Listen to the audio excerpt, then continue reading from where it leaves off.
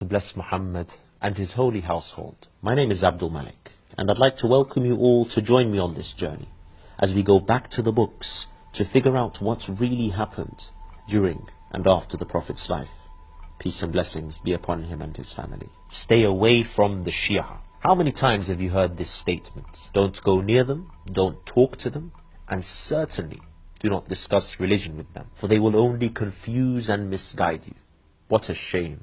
And what an embarrassment for those who say such words. In fact, what a self-defeating statement. How clearly have they expressed their fear of the Shia. Today, I speak not to those who make such claims, but to those who have heard such claims and have allowed it to dictate and restrict their search for knowledge. I want you to pay attention to the situation you are in. You initially entered into this world oblivious to its history, oblivious to the schemes and plots of mankind against the truth. So it is necessary you pay attention to what Allah has presented you with. The truth always shines over falsehood for those who are sincere. There's something very crucial I'd like to point out to you. Have you noticed how your scholars are always so overconfident when dealing with other religions? Christianity, Judaism, Zoroastrianism, Buddhism, Hinduism, Sikhism, atheism. They are ready to go head to head with all of them. Do you ever hear them warning you to stay away from the atheists, for example? Or stay away from the Christians? Never.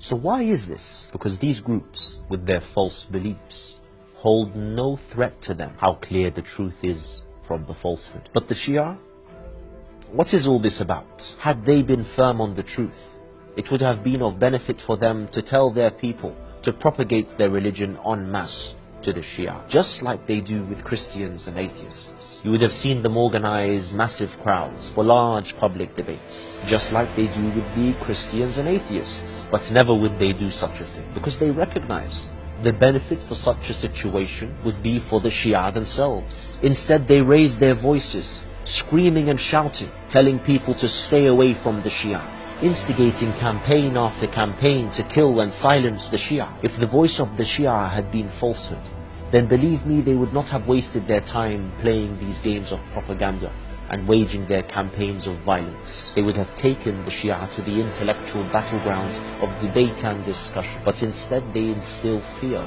into people's hearts, manipulating them to believe that if they spend even a single day reading about or talking to the Shia, they would somehow be sucked into a black hole and never escape. It truly is an embarrassment. Since when has seeking knowledge been limited? Can one really gain true knowledge and reach certainty unless all sides have been investigated? How can one know if their sect is indeed the saved sect without considering the others? They wish for you to blindly follow, when we Muslims are not blind followers. Liberate yourselves from this trap, for Allah has created us free. To reach Allah, one must liberate himself from the traps of man and be obedient to Allah alone. And Allah has certainly commanded us to seek knowledge. If someone is preventing you from seeking knowledge, then understand that he is hindering the very freedom that Allah has granted you.